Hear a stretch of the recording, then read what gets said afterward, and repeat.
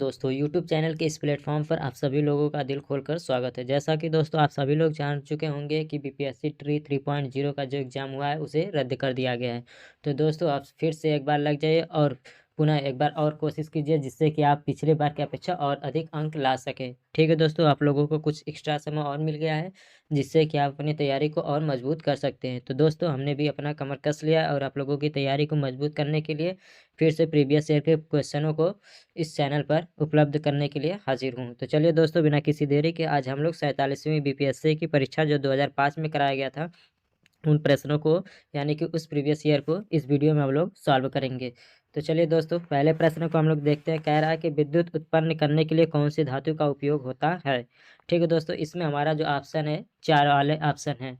वर्तमान में क्या हो गया है, तो 5 ऑप्शन वाले हो गए हैं, लेकिन जब 2005 की बात किया जाए तो उस समय क्या था, तो 4 ऑप्शन वाले थे। तो इससे आप घबराइएगा नहीं, ठीक है। चलिए, कह रहा है कि विद्युत उत्पन्न करने के लिए कौन सी धातु का उपयोग होता है। क्या यूरेनियम, लोहा, तांबा या एल्युमिनियम। ठीक है दोस्तों, तो आप लोगों को बताना है कि विद्युत उत्पन्न करने के लिए कौन से धातु का उपयोग किया जाता है। तो इसमें सबसे पहले हमारा जो ऑप्शन नंबर ए दिया हुआ है दोस्तों, वही हमारा सही हो जाएगा।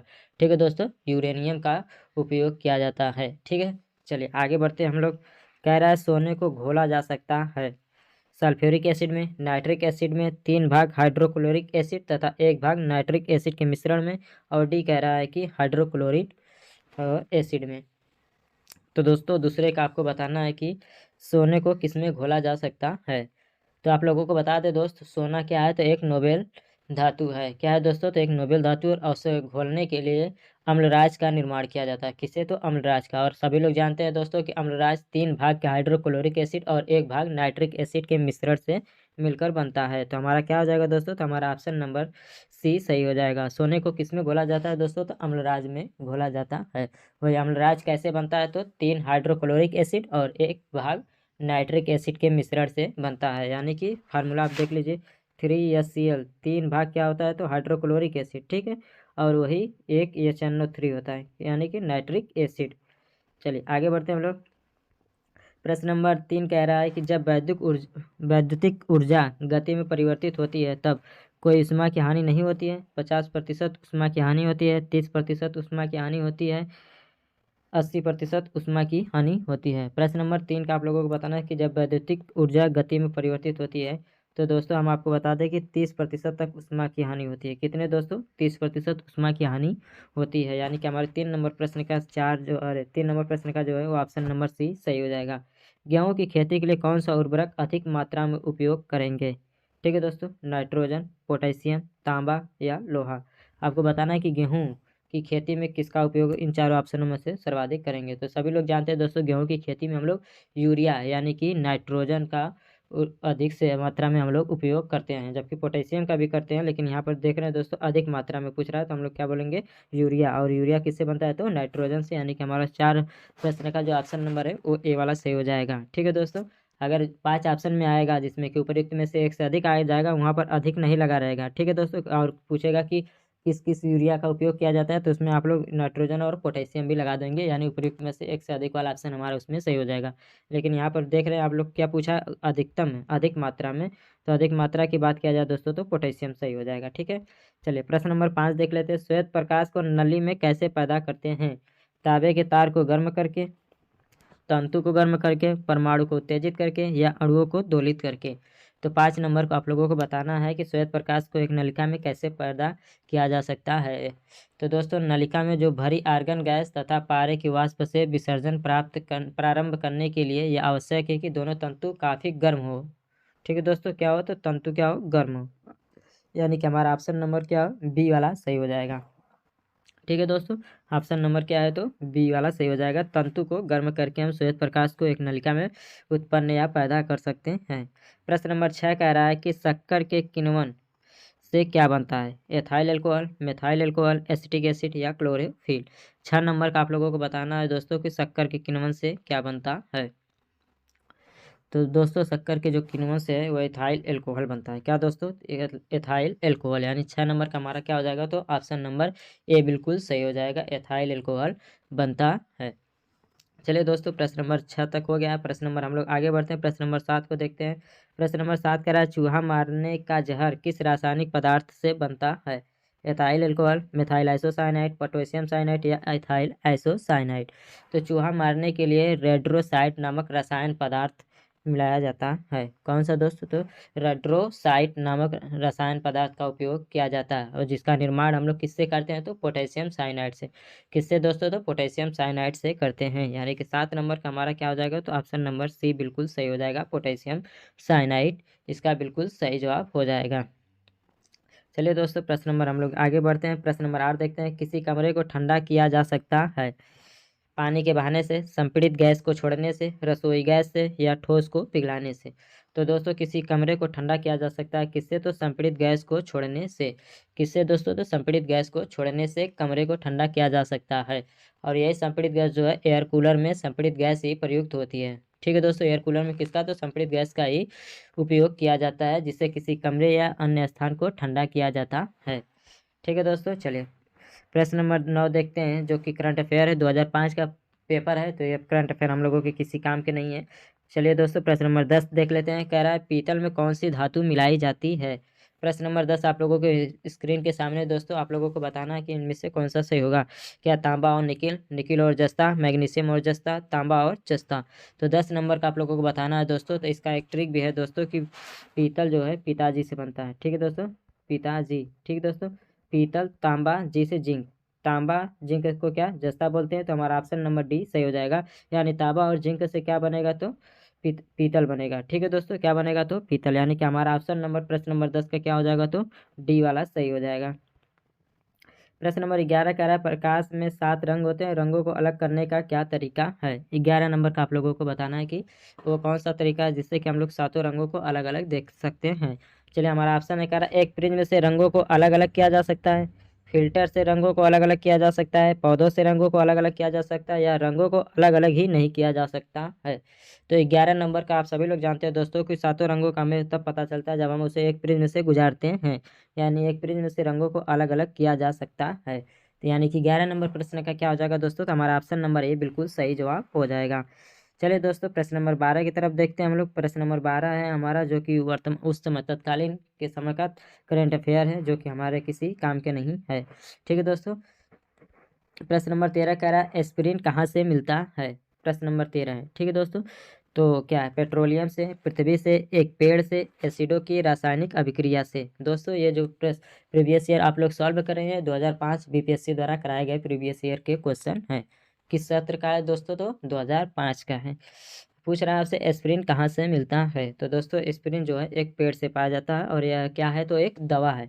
दोस्तों ये क्या है? तो एक दवा है। एस्पिरिन का रासायनिक नाम कोई पूछ लेगा तो एसिटाइल सैलिसिलिक एसिड है। इसका क्या नाम है दोस्तों? तो एसिटाइल सैलिसिलिक एसिड है। ठीक है दोस्तों, चलिए आगे बढ़ते हैं हम लोग। प्रश्न नंबर 14, सूर्य ग्रहण तब होता है जब चंद्रमा बीच में हो, पृथ्वी बीच में हो, सूर्य बीच में हो, सूर्य, चंद्रमा व पृथ्वी एक रेखा में हो तथा बृहस्पति उसी रेखा में न हो। तो 14 नंबर का आप लोगों को बताना है दोस्तों कि सूर्य ग्रहण कब होता है। ठीक है दोस्तों, तो जब क्या हो? चंद्रमा बीच में हो। क्या हो दोस्तों? जब चंद्रमा बीच में हो। आप लोगों को एक ट्रिक के माध्यम से मैं बता दे रहा हूँ दोस्तों कि सूर्य ग्रहण और चंद्र ग्रहण कब लगता है। ठीक है दोस्तों, पहले तो सभी ग्रहों का आप ले लीजिए। एक ग्रह हो गया, 2 ग्रह हो गया, और क्या हो गया? 3 ग्रह हो गया। ठीक है दोस्तों, इसे क्या मान लेते हैं? हम सन मान लेते हैं। इसे क्या मान लेते हैं? तो मून मान लेते हैं। और इसे क्या मान लेते हैं? हम तो अर्थ मान लेते हैं। ठीक है दोस्तों, अब जो इसमें से नहीं दिखेगा, ठीक है दोस्तों, इसमें से जो नहीं दिखेगा वही उसका ग्रहण हो जाएगा। ठीक है, यानी कि सूर्य ग्रहण में हमें क्या नहीं दिखेगा? सूर्य। ठीक है, अब हमें सूर्य कब नहीं दिखेगा? अगर हमारा पृथ्वी यहाँ है तो बीच में अगर कोई आ जाएगा तभी हमें सूर्य नहीं दिखेगा। यानी कि बीच में क्या आ गया? चंद्रमा आ गया। क्या आ गया दोस्तों? चंद्रमा आ गया। ठीक है दोस्तों, तो क्या चंद्रमा अगर बीच में हो तो अब सूर्य ग्रहण होगा। ठीक है दोस्तों, अब इसी प्रकार क्या कहेगा कि अगर चंद्र ग्रहण कब होता? तो चंद्र ग्रहण जब यहाँ पर आ जाएगा, सूर्य यहाँ पर आ जाएगा। ठीक है दोस्तों, तो यहाँ पर हमें क्या नहीं दिखेगा? चंद्रमा नहीं दिखेगा। तब क्या हो जाएगा हमारा? तो चंद्र ग्रहण हो जाएगा। ठीक है, तो 14 नंबर प्रश्न का क्या हो जाएगा? तो हमारा ऑप्शन नंबर ए बिल्कुल सही जवाब हो जाएगा। प्रश्न नंबर 15 है जो कि करंट अफेयर्स है दोस्तों, उसे छोड़ दीजिए। प्रश्न नंबर 16 को देख लीजिए। मायोग्लोबिन कौन सी धातु होती है? तांबा, चांदी, सोना और लोहा। तो 16 नंबर प्रश्न का आप लोगों को बताना है कि दोस्तों कि 16 नंबर का प्रश्न क्या सही जवाब हो जाएगा। तो दोस्तों 16 नंबर जो मायोग्लोबिन है वो कौन सी धातु है, तो लोहा। हमारा ऑप्शन डी वाला इसका बिल्कुल सही जवाब हो जाएगा। और बात करते हैं मायोग्लोबिन की, तो यह एक प्रोटीन है जो पशुओं की पेशीय कोशिकाओं में पाया जाता है। किस में पाया जाता है दोस्तों, तो पशुओं की पेशीय कोशिकाओं में पाया जाता है, और ये ऑक्सीजन भंडार इकाई के रूप में भी कार्य करता है। और एक बात बता दें दोस्तों, जो सील या व्हेल होते हैं, जो स्तनपायी होते हैं, जो पानी में अधिक देर तक डूबे रहते हैं, उनकी पेशियों में भी मायोग्लोबिन की मात्रा अन्य पशुओं की तुलना में अधिक होती है। और यही कारण है कि वो लोग क्या हैं, तो पानी में अधिक समय तक थोड़ा रह पाते हैं। ठीक है दोस्तों, चलिए प्रश्न नंबर 17 देख लेते हैं। कह रहा है कि सबसे छोटा दिन कब होता है। ठीक है दोस्तों, क्या 22 दिसंबर, 23 सितंबर, 23 जून या 23 अप्रैल। ठीक है, तो 17 नंबर की प्रश्नों की बात किया जाए दोस्तों, तो आप सभी लोग जानते हैं कि 22 दिसंबर को सबसे छोटा दिन होता है।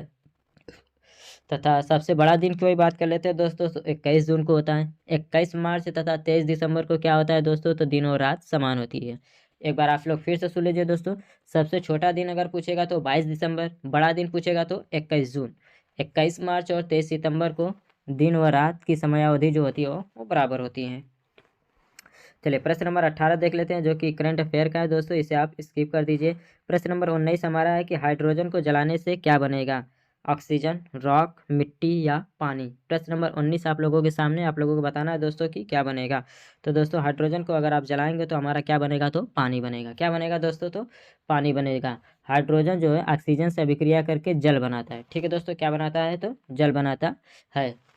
चलिए आगे बढ़ते हैं, प्रश्न नंबर 20 देख लेते हैं। अंतर्राष्ट्रीय संबंधों में निम्नलिखित में से किस कारक का योगदान नहीं है। तो दोस्तों ये है हमारा कुछ करंट अफेयर के, इसे आप स्किप कर दीजिए। चलिए प्रश्न नंबर 21 की तरफ हम लोग बढ़ते हैं। तेजी के साथ हम लोग देखते हैं कि चुंबकीय सुई किस तरफ संकेत करती है। तो दोस्तों चुंबक में सिर्फ और सिर्फ उत्तर और दक्षिण दिशा ही होता है। कौन कौन दोस्तों, उत्तर और दक्षिण। तब हमारा ऑप्शन क्या है, पूर्व है, पश्चिम है, उत्तर है, आकाश है। तो दोस्तों हमारा एक ही ऑप्शन बचा हुआ है, क्या, उत्तर में। दक्षिण दिया ही नहीं तो क्या हो जाएगा, उत्तर। थोड़ा सा एक्सप्लेनेशन में आप देख लीजिए। चुंबकीय सुई क्या होता है, तो एक छोटा चुंबक होता है। चुंबकीय सुई क्या होता है दोस्तों, तो एक छोटा चुंबक होता है। इसका जो सिरा उत्तर की ओर संकेत करता है उसे हम लोग उत्तरी ध्रुव बोलते हैं, और जो दक्षिण की ओर संकेत करता है उसे हम लोग क्या बोलते हैं, तो दक्षिणी ध्रुव बोलते हैं। ठीक है दोस्तों, तो हमारा ऑप्शन नंबर सी उत्तर हो जाएगा। चलिए प्रश्न नंबर कह रहा है 22 की लोलक की काल अवधि है। द्रव्यमान के ऊपर निर्भर करती है, लंबाई के ऊपर निर्भर करती है, समय के ऊपर निर्भर करती है, या तापक्रम के ऊपर निर्भर करती है। तो दोस्तों एक फार्मूला आप लोग याद कर लीजिएगा, टी बराबर 2 पाई √L/G। ठीक है दोस्तों, क्या होता है, L/G होता है। तो 2 पाई क्या है, कॉमन है, जी क्या है, तो कांस्टेंट है, ये भी कांस्टेंट है, यानी कि L पर वह निर्भर करता है। टी क्या करता है, तो यल पर निर्भर करता है। यानी 22 नंबर प्रश्न की बात किया जाए दोस्तों, तो हमारा ऑप्शन नंबर बी क्या हो जाएगा, लंबाई के ऊपर निर्भर करता है, लोलक की कालावधि। लोलक का जो टाइम पीरियड है वो किस पर निर्भर करता है दोस्तों, तो लंबाई के ऊपर निर्भर करता है। इस फार्मूले को आप लोग याद कर लीजिएगा, टी बराबर क्या होता है, तो 2 पाई √L/G। चलिए प्रश्न नंबर 22 के बाद हम लोग प्रश्न नंबर 23 को ओर बढ़ते हैं।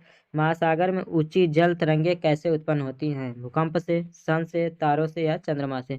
तो सभी लोग जानते हैं दोस्तों, जो महासागरों में ऊंची जल तरंगे उत्पन्न होती है वो किसके कारण होती है, तो वह चंद्रमा से होती हैं, चंद्रमा के कारण उत्पन्न होती है। चलिए प्रश्न नंबर 24 देख लेते हैं। कह रहा है कि अम्ल वर्षा होती है कारखानों से, पेट्रोल से, कोयला के जलने से या लकड़ी से। तो प्रश्न नंबर 24 को आप लोगों को बताना है दोस्तों। तो प्रश्न नंबर 24 का जो हो जाएगा दोस्तों, क्या हो जाएगा, तो हमारा ऑप्शन नंबर ए बिल्कुल सही जवाब हो जाएगा। क्या हो जाएगा दोस्तों, तो हमारा ऑप्शन नंबर ए बिल्कुल सही जवाब हो जाएगा।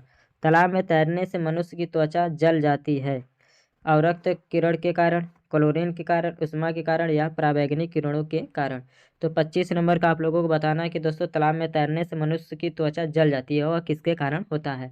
तो तालाब में तैरने से मनुष्य की जो त्वचा है वो क्लोरीन के कारण जल जाती है। ठीक है दोस्तों, किसके कारण, तो क्लोरीन के कारण। यह एक अत्यंत क्रियाशील गैस है, संयुक्त अवस्था में या साधारण नमक में पाई जाती है। क्लोरीन किस में पाया जाता है दोस्तों, तो नमक में। तो यानी कि हमारा ऑप्शन नंबर बी दोस्तों सही हो जाएगा। क्लोरीन के कारण तालाब में तैरने से मनुष्य की त्वचा क्या हो जाती है, तो जल जाती है। वैश्वीकरण के पीछे मुख्य विचार है। 26 नंबर का आप लोगों को बताना है दोस्तों कि वैश्वीकरण के पीछे मुख्य विचार किसका है। राष्ट्रों के बीच मित्रता प्राप्त करना, अंतर्राष्ट्रीय विवादों का समाधान, आपसी सामान्य दृष्टिकोण रखते हुए समस्त अंतर्राष्ट्रीय समुदाय के साथ कार्य करना। तो दोस्तों यही हमारा बिल्कुल सही जवाब हो जाएगा, हमारा ऑप्शन नंबर सी बिल्कुल सही जवाब हो जाएगा। आपसी सामान्य दृष्टिकोण रखते हुए समस्त अंतर्राष्ट्रीय समुदायों के साथ कार्य करना क्या है, तो वैश्वीकरण यानी ग्लोबलाइजेशन है। प्रश्न नंबर 27 देख लेते हैं। भारत के मुख्य चुनाव आयुक्त हैं, ठीक है दोस्तों। पूछ रहा है भारत के मुख्य चुनाव आयुक्त कौन है, तो दोस्तों आप लोगों को ऑप्शन नहीं देखना है, ठीक है। इसका आप लोगों को आंसर अब वर्तमान की याद करना है, कौन है, तो राजीव कुमार है। कौन है दोस्तों, तो राजीव कुमार इस समय मुख्य चुनाव आयुक्त हैं भारत के, ठीक है दोस्तों। चलिए प्रश्न नंबर 27 के बाद हम लोग प्रश्न नंबर 28 की ओर बढ़ते हैं। फरवरी 2005 में, इसे आप स्किप कर दीजिए। राजा राम मोहन राय द्वारा ब्रह्म समाज की स्थापना कब की गई थी। प्रश्न नंबर 29 है दोस्तों, 1816 में, 1820 में, 1828 में या 1830 में। तो सभी लोग जानते हैं दोस्तों 29 नंबर प्रश्न का क्या सही जवाब हो जाएगा, तो हमारा ऑप्शन नंबर सी हो जाएगा 1828 में। ब्रह्म समाज की स्थापना राजा राम मोहन राय ने 1828 में की थी। उन्होंने केशव चंद्र सेन को ब्रह्म समाज का धर्माचार्य किया, ठीक है दोस्तों। 1865 में केशव चंद्र सेन ने आदि ब्रह्म समाज की स्थापना की थी, ठीक है दोस्तों। चलिए आगे बढ़ते हैं। इस प्रश्न का क्या हो जाएगा, तो ऑप्शन नंबर सी 1828 बिल्कुल सही जवाब हो जाएगा। संयुक्त राष्ट्र संघ की सुरक्षा परिषद में निम्नलिखित में से कौन सा देश अस्थायी सदस्य नहीं है। जापान, संयुक्त राष्ट्र अमेरिका, ब्रिटेन और फ्रांस, ठीक है दोस्तों। तो बात करते हैं यूएनओ की, संयुक्त राष्ट्र संघ की, तो दोस्तों 15 सदस्य इसमें इंक्लूड होते हैं, जिसमें क्या होते हैं, तो 5 अस्थायी होते हैं और 10 क्या होते हैं, अस्थायी होते हैं, जो प्रत्येक 2 वर्ष पर बदलते रहते हैं। 5 सदस्य क्या होते हैं, तो अस्थायी, और 10 क्या होते हैं, अस्थायी होते हैं, ठीक है दोस्तों। तो वही अस्थायी में बात किया जाए दोस्तों, तीसरे नंबर में तो हमारा जो है ये जो है संयुक्त राष्ट्र अमेरिका, ब्रिटेन और फ्रांस क्या है, तो अस्थायी देशों में से हैं, जबकि जापान क्या है, तो एक अस्थायी देश है, ठीक है दोस्तों। फिर से एक बार याद कर लीजिए, जो अस्थायी देशों की संख्या है वो सिर्फ और सिर्फ 5 है, ठीक है दोस्तों। कितना है, तो 5 है। चलिए प्रश्न नंबर 31 देख लेते हैं। झारखंड के राज्यपाल हैं, ठीक है दोस्तों, कौन है, तो इसको आप स्किप कर दीजिए चारों ऑप्शन को, ठीक है दोस्तों। इस समय कौन है, तो राधा कृष्णन है शायद, आप एक बार कंफर्म हो लीजिएगा, शायद राधा कृष्णन एक बार नाम है इस समय वर्तमान में जो झारखंड के राज्यपाल हैं, ठीक है दोस्तों। वही बिहार के राज्यपाल की बात किया जाए दोस्तों, तो सभी लोग जानते हैं उड़ीसा के राज्यपाल के दोस्तों कौन है इस समय, आप लोग जरूर याद कर लीजिएगा, क्योंकि वो बिहार से ही अलग हुआ है, तो यानी कि उड़ीसा, बिहार और झारखंड 3 राज्यों के राज्यपाल और मुख्यमंत्री आप लोगों को मालूम होने चाहिए, ठीक है दोस्तों। सभी भक्ति संतों के मध्य एक समान विशेषता थी कि उन्होंने अपनी बाणी को उसी भाषा में लिखा जिसे उनके भक्त समझते थे। पुरोहित वर्ग की सत्ता को नकारा, स्त्रियों को मंदिर जाने को प्रोत्साहित किया, मूर्ति पूजा को प्रोत्साहित किया। तो 32 नंबर का आप लोगों को बताना है। तो उन्होंने अपनी वाणी को उसी भाषा में लिखा जिससे उसमें उनके भक्त लोग समझ सकते थे, यानी हमारा ऑप्शन नंबर क्या हो जाएगा, तो ये सही हो जाएगा इस प्रश्न का। प्रश्न नंबर 33 कह रहा है संयुक्त राष्ट्र संघ के महासचिव कौन है, ठीक है दोस्तों। तो यूएनओ के आप लोगों को महासचिव को बताना है। तो इस समय कौन है, तो गुटेरस है। कौन है दोस्तों, तो इस समय वर्तमान में एंटोनियो गुटेरस हैं। चलिए आगे बढ़ते हैं। प्रश्न नंबर 34 देख लेते हैं। नानावती आयोग नियुक्त किया गया था, नानावती आयोग, ठीक है दोस्तों। 34 नंबर का आप लोगों को बताना है कि इसका प्रश्न क्या है, ठीक है दोस्तों। चलिए आप लोग इस प्रश्न का फटाक से इस प्रश्न का बताइए दोस्तों कि नानावती आयोग की स्थापना कब की गई थी। तो 1984 में कब किया गया था दोस्तों, तो 1984 में इस आयोग की स्थापना की गई थी। मुगल प्रशासन में मुहत्सिब था सेना अधिकारी, विदेश विभाग का मुख्य, लोक आचरण अधिकारी या पत्र व्यवहार विभाग के अधिकारी। तो दोस्तों जो मुहत्सिब पद का सृजन औरंगजेब द्वारा किया गया था। किसके द्वारा दोस्तों, तो औरंगजेब द्वारा किया गया था। शरीयत के विपरीत कार्य करने वालों को रोकना, आम जनता को दुष्चरित्र होने से बचाना, ठीक है दोस्तों, यानी लोक आचरण से संबंधित कह सकते हैं, यानी कि ऑप्शन नंबर सी 35 नंबर का बिल्कुल सही जवाब हो जाएगा, ठीक है दोस्तों। चलिए आगे बढ़ते हैं। 35 नंबर के बाद हम लोग प्रश्न नंबर 36 की ओर बढ़ते हैं दोस्तों। देखते हैं हम लोग 36 में क्या पूछ रहा है, ठीक है दोस्तों। तो ये हमारा करंट अफेयर्स है 36 नंबर, उसे आप छोड़ दीजिए। लोकसभा के वर्तमान अध्यक्ष कौन है, तो लोकसभा के वर्तमान अध्यक्ष इस समय के कौन है दोस्तों, तो ओम बिरला है, जो कि कोटा से सांसद हैं, ठीक है दोस्तों। चलिए प्रश्न नंबर 38 देख लेते हैं। अलाउद्दीन खिलजी के आक्रमण के समय देवगिरी का शासक कौन था। तो दोस्तों ये बहुत ही इंपॉर्टेंट है और बिहार स्पेशल से संबंधित प्रश्न है, इसे आप लोग जरूर याद कर लीजिएगा, ये प्रश्न पूछा जा सकता है और शायद 2 से 3 बार यह प्रश्न रिपीट भी कर चुका है कि अलाउद्दीन की खिलजी के आक्रमण के समय उस समय का शासक कौन था। तो देवगिरी पर शासक कौन था, तो रामचंद्र देव था। नाटो जो कि ये क्या है, तो 2005 से करंट अफेयर है, उसे आप छोड़ दीजिए। भारत के आर्थिक सुधार का जनक किसे कहा जाता है? ठीक दोस्तों, 40 नंबर प्रश्न का आप लोगों का सही जवाब देना है कि 40 नंबर प्रश्न का सही जवाब क्या हो जाएगा। तो भारत के आर्थिक सुधार का जनक किसे कहा जाता है? तो हमारा ऑप्शन नंबर सी बिल्कुल सही जाएगा, मनमोहन सिंह को। किसे दोस्तों? तो मनमोहन सिंह को। भारत में उदारीकरण की शुरुआत जो है 1992 ईस्वी में हुई थी। डॉक्टर मनमोहन सिंह पीवी नरसिम्हा राव सरकार में वित्त मंत्री पद पर रहते हुए भारत में आर्थिक सुधारों की प्रक्रिया को प्रारंभ की थी। ठीक है दोस्तों, जिसका परिणाम यह है कि आज भारत विश्व की सबसे बड़ी अर्थव्यवस्थाओं में से एक माना जाने लगा है। ठीक है दोस्तों, यानी कि 40 का क्या हो जाएगा? तो हमारा ऑप्शन नंबर सी बिल्कुल सही जवाब हो जाएगा। चलिए दोस्तों, प्रश्न नंबर 41 के देखते हैं। अध्यक्ष के नेतृत्व में भारतीय संसद, दोस्तों ये करंट अफेयर का, इसे आप स्किप कर दीजिए। भारत के वित्त मंत्री हैं, ऑप्शन आप छोड़ दीजिए। इस समय कौन है? तो निर्मला सीतारमन जी हैं। ठीक है दोस्तों, कौन है? तो निर्मला सीतारमन जी हैं। गुलाम वंश का प्रथम शासक कौन था? ठीक है दोस्तों, इल्तुतमिश, कुतुबुद्दीन ऐबक, रजिया या बलबन। ठीक है दोस्तों, तो गुलाम वंश का जो प्रथम शासक था वो कौन था दोस्तों? तो हमारा ऑप्शन नंबर 43 नंबर प्रश्न का क्या हो जाएगा? तो ऑप्शन नंबर बी सही हो जाएगा। क्या हो जाएगा? तो कुतुबुद्दीन ऐबक इस प्रश्न का बिल्कुल सही जवाब हो जाएगा, कुतुबुद्दीन ऐबक। गुलाम वंश का संस्थापन कुतुबुद्दीन ऐबक ने 1206 ईस्वी में इसकी स्थापना की थी और 1206 से 1210 तक उसने शासन किया था। ठीक है दोस्तों, चलिए प्रश्न नंबर 44 कह रहा है कि G7 धनी देशों की फ्रांस की दिवालियों की बैठक हुई थी। ठीक है दोस्तों, इस प्रश्न को आप भूल जाइए और इस समय आप इस बताइए कि 2023 का G7 की बैठक कहाँ हुई है। ठीक है दोस्तों, आपको क्या बताना है दोस्तों कि G7 का बैठक 2023 में कहाँ हुई थी। चलिए प्रश्न नंबर कह रहा है फरवरी 2005 में चुनाव नहीं हुए, इसे आप छोड़ दीजिए। कनिष्क के शासनकाल में बौद्ध सभा किस नगर में आयोजित की गई थी? ठीक है दोस्तों, तो कनिष्क के शासनकाल में दोस्तों बात किया जाए तो कश्मीर कुंडल वन में किया गया था, चौथा बौद्ध सभा था। ठीक है दोस्तों, वही पहले की बात किया जाए दोस्तों तो राजगिरी में था, दूसरा कहाँ था? तो वैशाली में था, तीसरा कहाँ था? तो पाटलिपुत्र में, और चौथा कहाँ था? तो कुंडलवन कश्मीर में। पहले की बात किया जाए तो अजातशत्रु, दूसरे की बात किया जाए तो कालाशोक था, कालाशोक के शासनकाल में, तीसरा जो है अशोक के शासनकाल में, और चौथा तो कनिष्क के शासनकाल में हुआ था बौद्ध संगति। टोटल कितने बौद्ध संगति हुए थे? तो 4 संगति हुए थे। चलिए दोस्तों आगे बढ़ते हैं। मेगास्थनीज की पुस्तक का नाम है अर्थशास्त्र, ऋग्वेद, पुराण और इंडिका। तो सभी जानते हैं दोस्तों मेगास्थनी का जो पुस्तक है कौन है? तो ऑप्शन नंबर डी इंडिका इसका बिल्कुल सही जवाब हो जाएगा। ठीक है दोस्तों, 50 नंबर प्रश्न को आप स्किप कर दीजिए। बिहार में फरवरी 2005 का अंतिम चरण का चुनाव हुआ था, इसे भी आप स्किप कर दीजिए दोस्तों।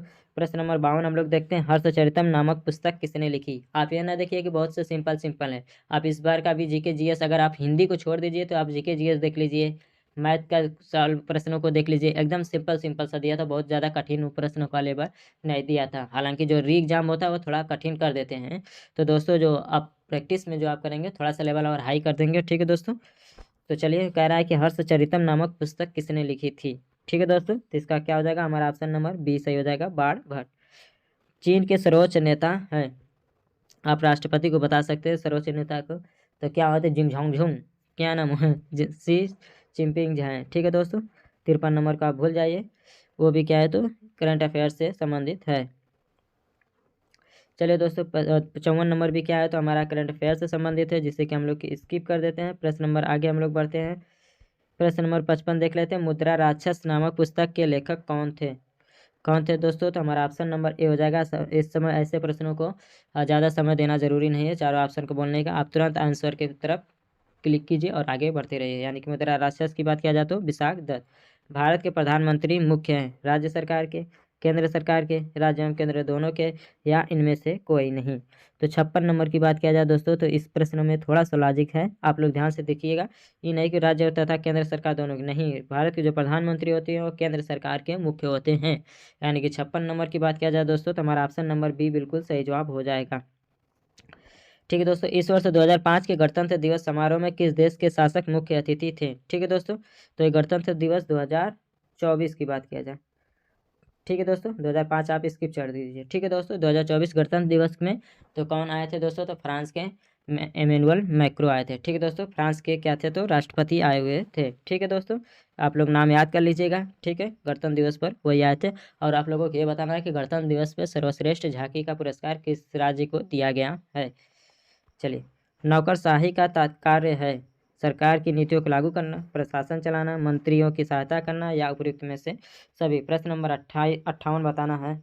जो नौकरशाही होते हैं उनका कार्य क्या होता है दोस्तों? तो प्रशासन को चलाना। क्या होता है दोस्तों? तो प्रशासन को चलाना होता है। चलिए दोस्तों आगे हम लोग बढ़ते हैं। प्रश्न नंबर 58 के बाद प्रश्न नंबर 59 देख लेते हैं। गोवा मंत्रिमंडल बर्खास्त किया गया।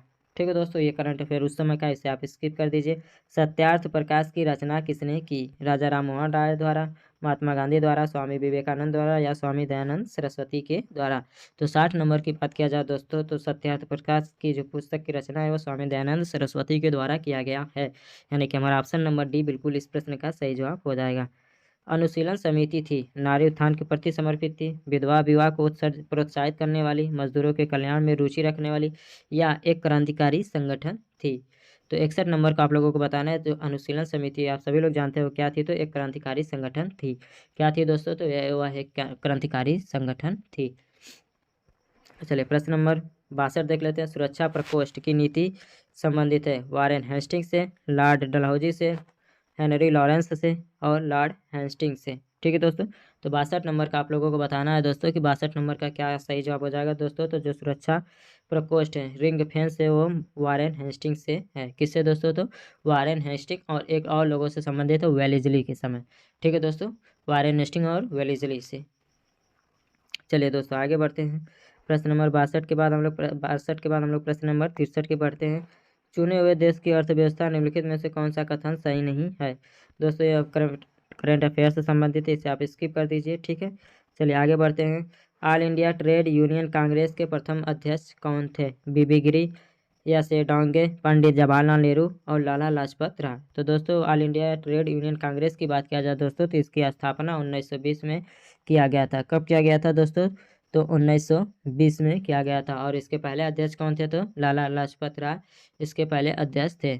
और इस 31 अक्टूबर 1920 को बम्बई अधिवेशन की अध्यक्षता भी लाला लाजपत राय के द्वारा किया गया था। ठीक है दोस्तों, यानी कि प्रश्न नंबर 65 का जो हो जाएगा ऑप्शन नंबर डी बिल्कुल सही जवाब हो जाएगा। All India trade union Congress की स्थापना 1920 में किया गया था और इसके प्रथम अध्यक्ष कौन थे? तो लाला लाजपत राय थे।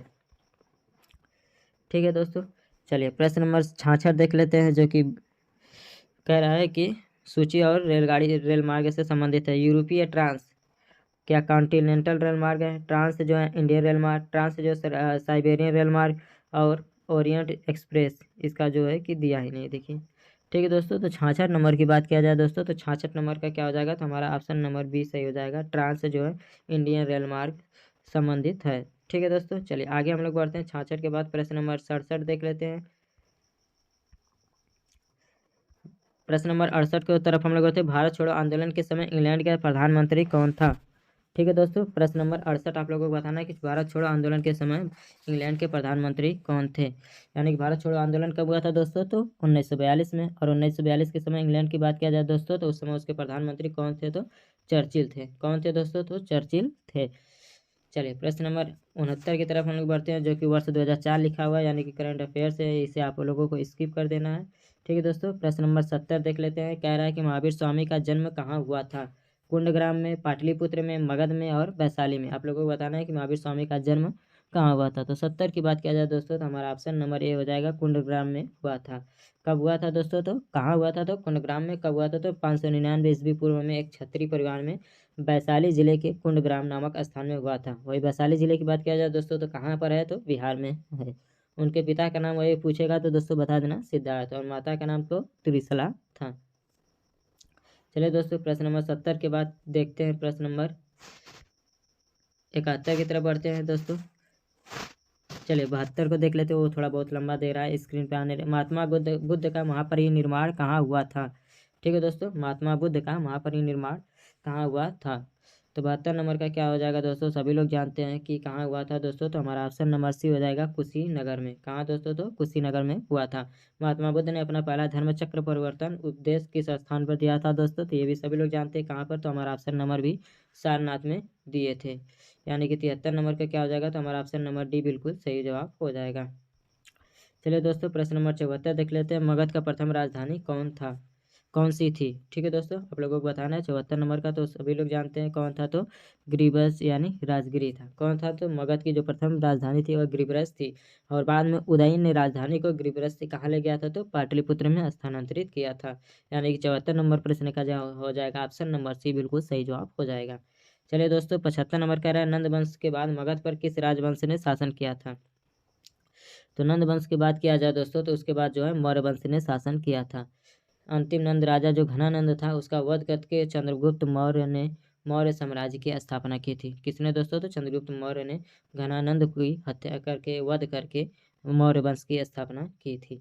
ठीक है दोस्तों, चलिए प्रश्न नंबर 76 देख लेते हैं। मौर्य काल में शिक्षा का सर्वाधिक प्रसिद्ध केंद्र था। मौर्य काल में, तो मौर्य काल में जो है तक्षशिला जो है शिक्षा का जो है सर्वाधिक प्रसिद्ध केंद्र था। यानी कि ऑप्शन नंबर सी बिल्कुल सही जवाब हो जाएगा। ठीक है दोस्तों, प्रश्न नंबर कह रहा है दोस्तों कि निम्नलिखित में से कौन सी समूह नदियां बिहार और उत्तर प्रदेश की सीमा रेखा बनाती है? कमला, सोन, बागमती, बूढ़ी गंडक, कोसी और गंगा, कर्मनाशा, गंडक और घाघरा, उत्तरी कोयल, अजय और पुनपुन। तो दोस्तों आप लोगों को बताना है कि बिहार और उत्तर प्रदेश की सीमा का निर्माण कौन करते हैं दोस्तों? तो हमारा ऑप्शन नंबर जो दिया है कर्मनाशा, गंडक और घाघरा जो है वो उत्तर प्रदेश और बिहार की सीमा का निर्धारण करने वाली 3 प्रमुख नदियां हैं। प्रश्न नंबर कह रहा है भारत में पंचायती राज व्यवस्था सर्वप्रथम राजस्थान और कहाँ पर प्रारंभ किया गया था? तो प्रश्न नंबर 91 लोग प्रश्न का आप लोगों को बताना है दोस्तों, तो हमारा क्या हो जाएगा? ऑप्शन नंबर डी सही हो जाएगा, आंध्र प्रदेश। सर्वप्रथम राजस्थान और आंध्र प्रदेश में शुरू किया गया था। ठीक है दोस्तों, पंचायती राज का उद्घाटन सर्वप्रथम 2 अक्टूबर 1959 को पंडित जवाहरलाल नेहरू द्वारा राजस्थान के नागौर जिले में किया गया था। इसके बाद आंध्र प्रदेश में शुरू किया गया था। ठीक है दोस्तों, चलिए जैसे जैसे अर्थव्यवस्था विकसित होती है राष्ट्रीय आय में तृतीय क्षेत्र का अंश क्या होता है? पहले घटता है, तत्पश्चात बढ़ता है, पहले बढ़ता है फिर घटता है, बढ़ता जाता है और स्थिर रहता है। ठीक है दोस्तों, तो बात करते हैं अर्थव्यवस्था की। तो जैसे जैसे अर्थव्यवस्था विकसित होती है राष्ट्रीय आय में तृतीय क्षेत्र का जो अंश है वो बढ़ता जाता है। ठीक है दोस्तों, तो क्या होता है? तो बढ़ता जाता है। यानी कि हमारा ऑप्शन नंबर 92 का क्या हो जाएगा? तो सी बिल्कुल सही जवाब हो जाएगा। प्रश्न नंबर 93 कह रहा है राज्यसभा में राष्ट्रपति द्वारा कितने सदस्य मनोनीत किया जाते हैं? तो सभी लोग जानते हैं दोस्तों कितने, तो 12 सदस्यों को राष्ट्रपति के द्वारा मनोनीत किया जाता है। ठीक है दोस्तों, आप लोगों को बताना है वर्ष 2011 की जनगणना के अनुसार निम्नलिखित में से कौन से राज्य साक्षरता में राष्ट्रीय औसत से नीचे है? ठीक है दोस्तों, तो 2001 की बात किया जाए दोस्तों, तो 94 नंबर में जो है साक्षरता जो राष्ट्रीय औसत है उससे जो है उस समय कौन था? तो उड़ीसा था। कौन था दोस्तों? तो उड़ीसा था। ठीक है, चलिए पंचायत के चुनाव कराने हेतु निर्णय किसके द्वारा लिया जाता है? पंचायतों के चुनाव हेतु केंद्र सरकार, राज्य सरकार, जिला न्यायाधीश, चुनाव आयोग। तो 95 नंबर की बात किया जाए दोस्तों, तो जो पंचायतों का चुनाव है वो राज्य सरकार के द्वारा किया जाता है। किसके द्वारा दोस्तों? तो पंचायत राज्य सरकार के द्वारा निर्धारित किया जाता है। चलिए दोस्तों, प्रश्न नंबर 96 देख लेते हैं। राष्ट्रीय कृषि ग्रामीण विकास बैंक की स्थापना किस पंचवर्षीय योजना के अवधि में की गई थी? प्रश्न नंबर 96 की बात किया जाए दोस्तों, तो नाबार्ड। ठीक है दोस्तों, नाबार्ड की जो स्थापना 12 जुलाई 1982 को किया गया था, जो कि 6वीं पंचवर्षीय योजना के अंतर्गत आती है। किसमें दोस्तों? तो 6वीं पंचवर्षीय योजना के अंतर्गत आती है। ठीक है, 1982 में किया गया था। ठीक है दोस्तों, कब किया गया था? तो 1982 में किया गया था। वही 6वीं कार्यकाल की बात किया जाए पंचवर्षीय योजना की, तो 1980 से 85। 6वीं जो है पंचवर्षीय योजना कब से कब है? तो 1980 से 1985 के बीच में है। भारत के संविधान का निम्नलिखित में से कौन सा अनुच्छेद प्रेस की स्वतंत्रता से संबंधित है? तो दोस्तों कौन है प्रेस की स्वतंत्रता से संबंधित? तो हमारा आर्टिकल नंबर जो है 19, अनुच्छेद जो है 19 जो है वो प्रेस की स्वतंत्रता से संबंधित है। यानी 97 नंबर का जो हो जाएगा हमारा ऑप्शन नंबर ए बिल्कुल सही जवाब हो जाएगा। प्रश्न नंबर 98 कह रहा है कि दूसरी पंचवर्षीय योजना की रूपरेखा किसने तैयार की थी? BN. Gadgil, B.K.R.V. Rao, P.C. महालुबनी, C.N. वकील। तो दोस्तों दूसरी जो है P.C. महालुबनीस के द्वारा तैयार किया गया था। ठीक है दोस्तों, यह योजना कब से कब शुरू हुई थी? तो 1956 से 1961 के बीच शुरू किया गया था, और इसमें जो है उद्योगों को मुख्य रूप से निर्धारित किया गया था। यानी उद्योग को बढ़ावा देने के लिए इस योजना की रूपरेखा तैयार की गई थी। वही पहले वाली योजना की बात किया जाए तो कृषि पर प्रमुख रूप से बल दिया गया था, दूसरे में उद्योगों पर ज़्यादा बल दिया गया था। निम्नलिखित में से किसको संविधान द्वारा मौलिक अधिकारों को लागू करने की शक्ति दी गई है? मौलिक अधिकारों को लागू करने के लिए भारत के सभी न्यायालयों को, संसद को, राष्ट्रपति को, सर्वोच्च न्यायालय एवं उच्च न्यायालय को। तो 99 नंबर का आप लोगों को बताना है दोस्त कि इसमें से क्या सही जवाब होगा। तो इसका जो है हमारा ऑप्शन नंबर डी सर्वोच्च न्यायालय एवं उच्च न्यायालयों को। चलिए आगे बढ़ते हैं, प्रश्न नंबर 100 देख लेते हैं। निम्नलिखित में से किस संविधान संशोधन अधिनियम को लघु संविधान कहा गया है? 42वां, 44वां, 46वां और 55वां। तो क्या हो जाएगा, तो 42वें संविधान संशोधन को बोला गया है। ठीक है दोस्तों, किसे, तो 42वें संविधान संशोधन को लघु संविधान या मिनी कॉन्स्टिट्यूशन कहा गया है। आगे बढ़ते हैं। आर्थिक नियोजन विषय है, संघ सूची में, राज्य सूची में, समवर्ती सूची में या किसी विशेष सूची में उल्लेखित नहीं है। तो 101 क्या हो जाएगा दोस्तों, तो हमारा ऑप्शन नंबर सी समवर्ती सूची में है आर्थिक नियोजन। इकोनॉमिकल जो प्लानिंग है समवर्ती सूची में शामिल है। भारत का राष्ट्रपति किसके द्वारा हटाया जा सकता है, लोकसभा द्वारा, संसद द्वारा, भारत के मुख्य न्यायाधीश द्वारा और प्रधानमंत्री के द्वारा। तो 102 की बात किया जाए दोस्तों, तो भारत का जो राष्ट्रपति और संसद के द्वारा हटाया जा सकता है। अनुच्छेद 61 में राष्ट्रपति पर महाभियोग चलाने की प्रक्रिया है, जिसके तहत राष्ट्रपति पर महाभियोग पारित करके और उसे पास कर राष्ट्रपति को हटाया जा सकता है। चलिए दोस्तों 103 की तरफ देखते हैं। भारत में चालू मूल्यों पर प्रति व्यक्ति न्यूनतम आय वाला राज्य कौन सा है। तो 103 नंबर की बात किया जाए दोस्तों, तो कौन है, तो वह बिहार है। कौन है, बिहार है। निम्नलिखित में भारत की राष्ट्रीय आय का सबसे मुख्य स्रोत कौन सा है। सेवा क्षेत्र है, कृषि क्षेत्र, उद्योग क्षेत्र और व्यापार क्षेत्र है। तो 104 की बात किया जाए दोस्तों, तो भारत की राष्ट्रीय आय का लगभग 52% योग का जो है सेवा क्षेत्र से आता है। ठीक है दोस्तों, किससे आता है, तो सेवा क्षेत्र से आता है। और सेवा क्षेत्र की बात किया जाए दोस्तों, तो किस सेक्टर में आता है, तो तृतीयक सेक्टर में आता है, तृतीयक क्षेत्र में आता है। कौन सा विषय समवर्ती सूची में है, कृषि, शिक्षा, पुलिस और रक्षा। ठीक है दोस्तों, तो 105 में आप लोगों को बताना है कि कौन सा ऐसा है जो कि समवर्ती सूची में शामिल है। तो कौन है दोस्तों, तो शिक्षा जो है समवर्ती सूची में शामिल है। इसमें दोस्तों तो समवर्ती सूची में शामिल किया गया है। और रक्षा भी होगा दोस्तों, रक्षा जो है हमारा ऑप्शन नंबर जो है 105 का डी हो जाएगा, रक्षा। चलिए आगे बढ़ते हैं। 106 कह रहा है कि निम्नलिखित में से किस कर से सरकार को अधिकतम राजस्व की प्राप्ति होती है। निगम कर, आय कर, संपत्ति कर और दान कर। तो 106 की बात किया जाए दोस्तों, 3 ऑप्शनों में से निगम कर हो जाएगा। ठीक है, आगे बढ़ते हैं। 2001 छोड़ दीजिए इसको, कि समिति की सिफारिश पर पंचायती राज की स्थापना की गई और उसके अध्यक्ष कौन थे। ठीक है दोस्तों, तो आप लोगों को बताना है 108 का क्या सही हो जाएगा। तो दोस्तों बलवंत राम मेहता समिति की स्थापना 1957 में की गई थी। इस समिति में ने 1957 के अंत में अपनी रिपोर्ट में यह सिफारिश की कि लोकतांत्रिक विकेंद्रीकरण और सामुदायिक विकास कार्यक्रम को सफल बनाने हेतु पंचायत राज संस्थाओं को तुरंत शुरुआत की जानी चाहिए। यानी कि हमारा ऑप्शन नंबर क्या हो जाएगा, बलवंत राम मेहता जो है इसके अध्यक्ष थे। भारत में सबसे अधिक कॉफ़ी उत्पादन करने वाला राज्य कौन सा है। ठीक है दोस्तों, तो कॉफ़ी उत्पादन करने में जो है कर्नाटक राज्य जो है शीर्ष पर है। चलिए 108 प्रश्न की ओर देखते हैं दोस्तों। कह रहा है कि भारत में राष्ट्रीय आय समूहों का आकलन किसके द्वारा किया जाता है। योजना आयोग के द्वारा, भारतीय राज्य रिजर्व बैंक के द्वारा, वित्त मंत्रालय और केंद्रीय सांख्यिकी संगठन। तो 110 की बात किया जाए दोस्तों, तो वित्त मंत्रालय के द्वारा किया जाता है। किसके द्वारा दोस्तों, तो वित्त मंत्रालय के द्वारा।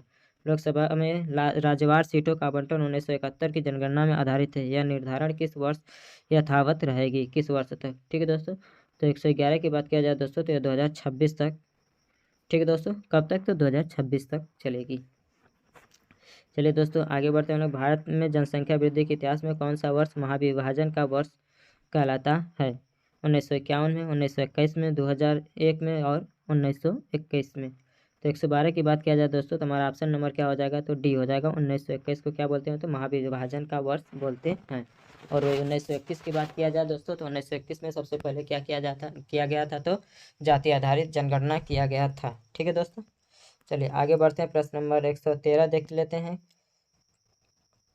निम्नलिखित में से कौन सा एक राजकोषीय नीति का उपकरण नहीं है। करारोपण, सार्वजनिक व्यय, ब्याज दर, सार्वजनिक ऋण। ठीक है दोस्तों, तो 113 का क्या हो जाएगा, तो हमारा ऑप्शन नंबर सी जो हो जाएगा, ऑप्शन नंबर सी ब्याज दर इसका बिल्कुल सही जवाब हो जाएगा। योजना आयोग की स्थापना कब की गई थी। 114 की बात किया जाए दोस्तों, तो वो 15 मार्च 1950 को किया गया था। कब दोस्तों, तो 15 मार्च 1950 को किया गया था। अमृत बाजार पत्रिका की स्थापना किसने की थी। गिरीश चंद्र घोष, हरीश चंद्र मुखर्जी, एस.एन. बनर्जी, शिशिर कुमार घोष। तो 116 नंबर का आप लोगों को बताना है दोस्तों कि इसका सही जवाब क्या हो जाएगा, अमृत बाजार पत्रिका की। तो अमृत बाजार पत्रिका की बात किया जाए दोस्तों, तो शिशिर कुमार घोष और मोतीलाल नेहरू के द्वारा। तो इसमें शिशिर कुमार घोष जो है ऑप्शन में दिए गए, यानी कि क्या हो जाएगा, हमारा ऑप्शन नंबर डी बिल्कुल सही जवाब हो जाएगा। अमृत बाजार पत्रिका जो है शिशिर कुमार घोष के द्वारा इसकी स्थापना की गई थी। ठीक है दोस्तों, चलिए आगे बढ़ते हैं।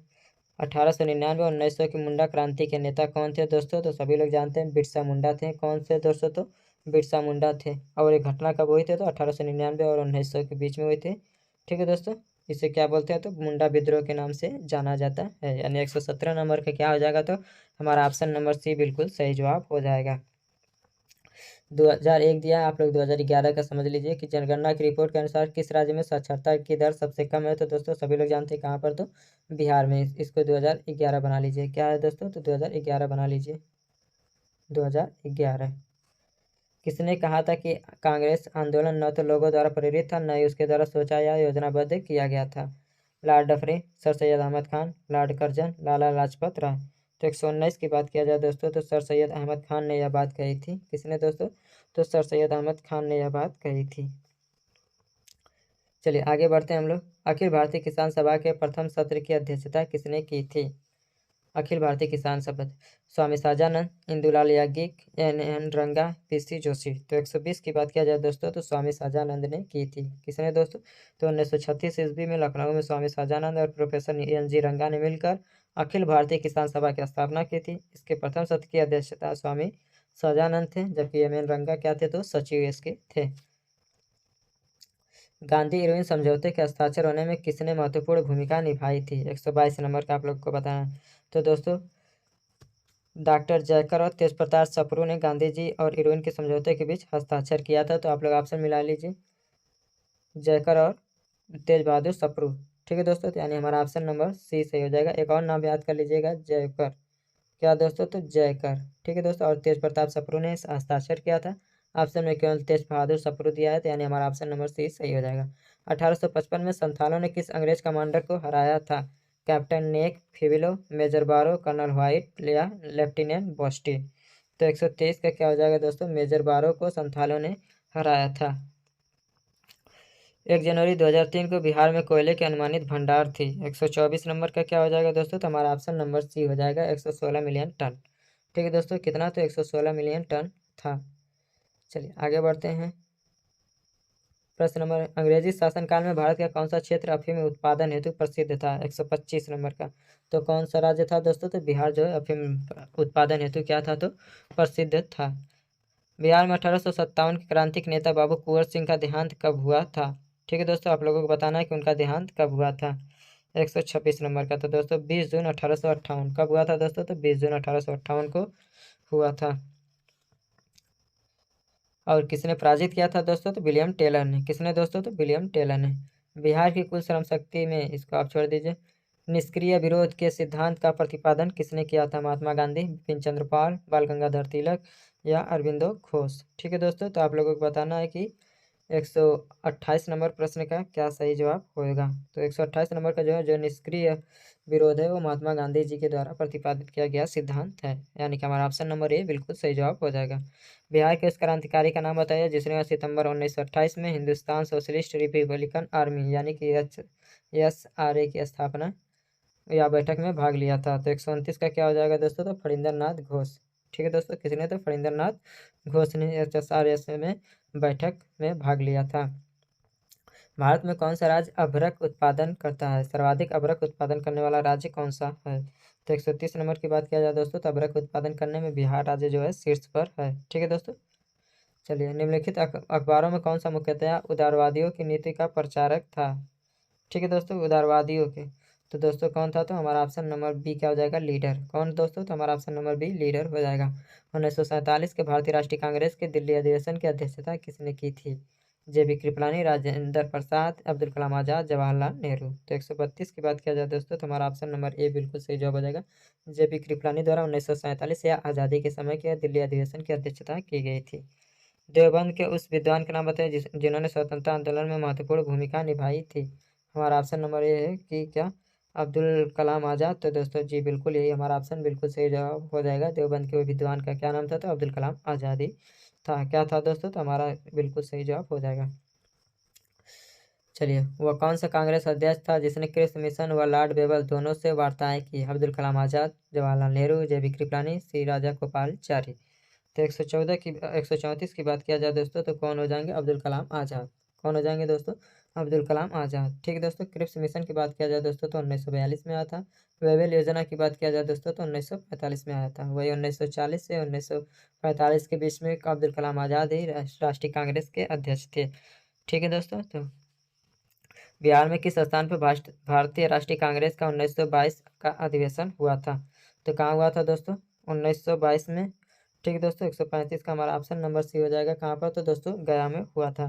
कहाँ पर हुआ था दोस्तों? तो गया में हुआ था और चित्तरंजन दास के द्वारा यह अध्यक्षता की गई थी। शारदा मणि कौन थी? राजा राम मोहन राय की पत्नी, रामकृष्ण परमहंस की पत्नी, विवेकानंद की माँ, केशव चंद्र सेन की पुत्री। तो 136 का आप लोगों को बताना दोस्तों। तो यह शारदा मणि जो है रामकृष्ण परमहंस की पत्नी का नाम था। किसका दोस्तों? तो रामकृष्ण परमहंस की पत्नी का नाम था शारदा मणि। सांप्रदायिक अवार्ड एवं पुनः पैक्ट में क्रमशः दलित वर्ग के लिए कितने सीटें दी गई? 137 नंबर का बात बताना है दोस्तों। तो कितनी? तो एक क्रम से 71 और 148। ठीक है दोस्तों, कितना? तो 71 व 148 इसका बिल्कुल सही जवाब हो जाएगा।